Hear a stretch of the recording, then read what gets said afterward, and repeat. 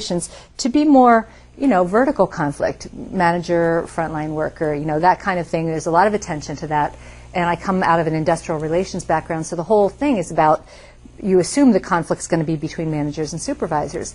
But there's very little attention traditionally to cross-functional conflict, which can, if you think about, it's really the work process that's producing the outcomes. Cross-functional conflict could kill it.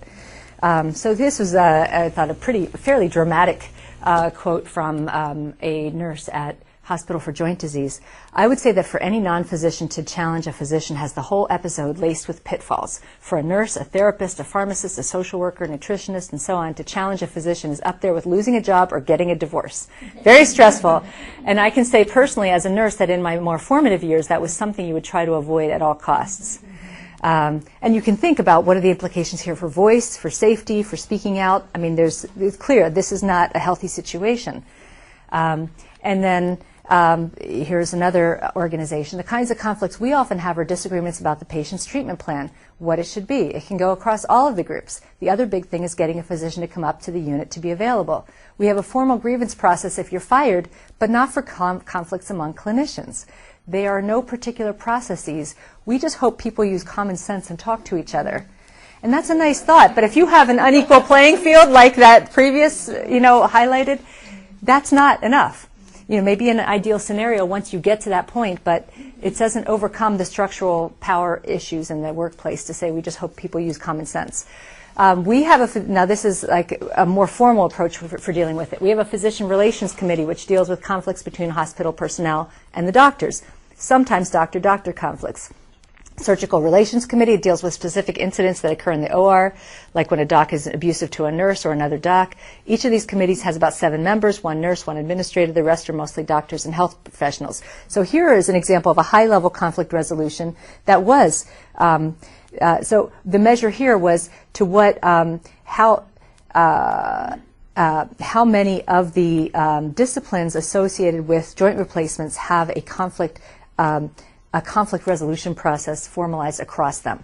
And the more inclusive that was another predictor of relational coordination. We have a staff council that's largely responsible. This was pretty similar. And then finally, I thought this was an interesting addition to these formal high-level things. We implemented training classes for all employees that teach them how to deal with conflict resolution, including adopting appropriate behaviors, a pledge to my peers, which is a structured format for resolving conflicts in a peer-to-peer fashion.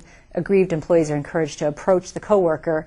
I'd like to speak with you regarding the pledge. So it's more structured than just, I hope they use common sense and talk to each other. There's actually a format and some expectation that this will be used. But again, I think this would have to be supplemented with something formal at a higher level in case this just doesn't seem like an option. So I've been involved at chairing a committee at Brandeis to come up with a conflict resolution process that really goes across faculty, staff, students. And so it's helpful and really considered best practice to have something that is both informal and easy kind of entry, but that can become formalized if the informal just is not accessible or doesn't work. So then there are also things about flexible job boundaries, the idea that there are huge benefits to specialization and to people working at the top of their skill level, but also to this notion that you can have a flexible enough boundary to step across and help to kind of show respect for another person's work. And that kind of notion of having areas of specialization but some flexibility around the boundaries is another predictor of relational coordination.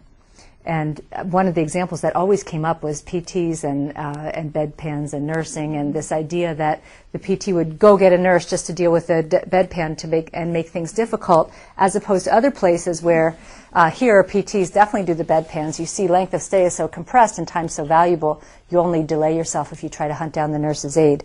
So this notion that people, and this is kind of came out of Southwest too, where one of the big stories that people tell is, well, the pilots will come help clean the cabin and they'll help to throw the bags, and people will step over, not undermining their specialization, but just showing that kind of willingness to help, and definitely symbolizes a kind of respect for the work of other people and showing the recognition of your interdependence, basically. So those are basically, and then they can go on and on because there are 12 work practices that can be redesigned to be more fostering of the cross-functional ties.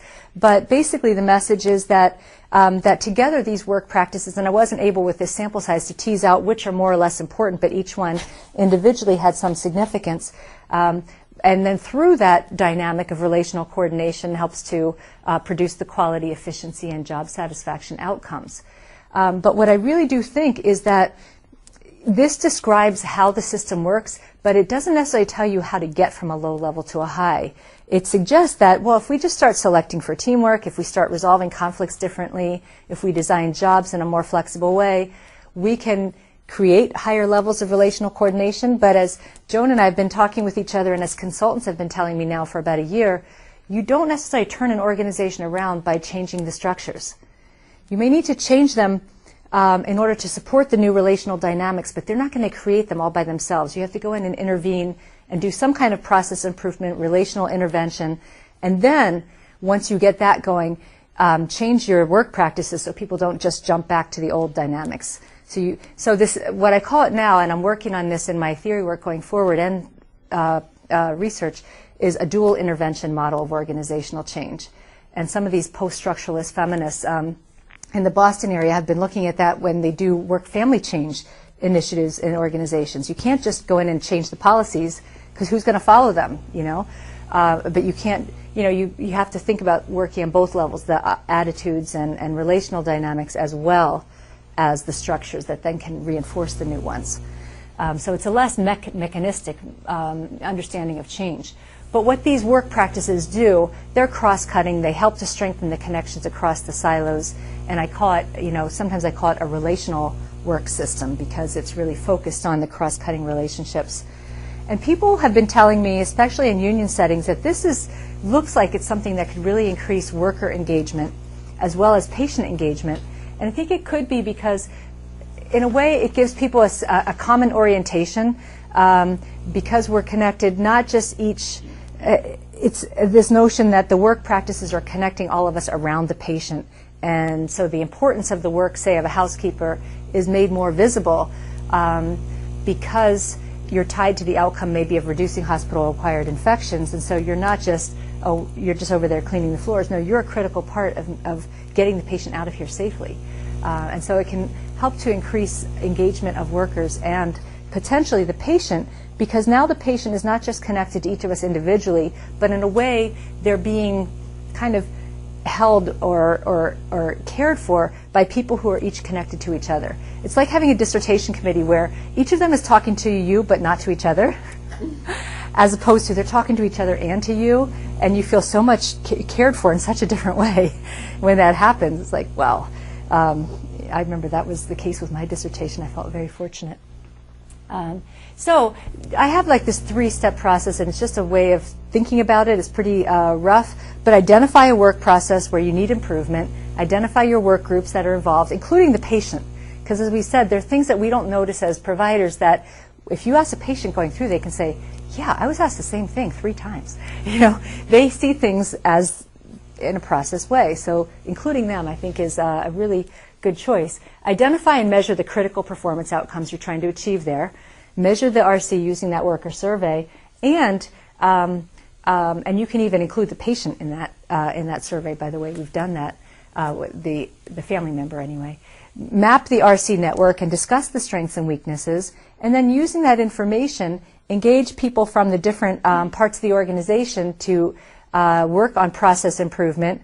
And at the same time, using that PDSA opportunity and the lean opportunity to do some coaching around building our shared goals, shared knowledge, and mutual respect, because they're all things that can be developed in that context, but often there's some coaching that's needed to do so.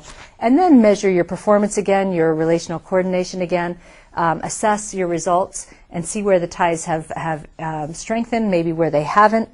But I think a third step that is more long-term, but it's important to sustain what you've done in 1 and 2, is to step back and look at those work practices that can push people right back into their silos. Like, oh, we're still doing this kind of QA thing where even though we're working as a process team, then we have to kind of argue for who caused the whose fault it was, and it breaks down.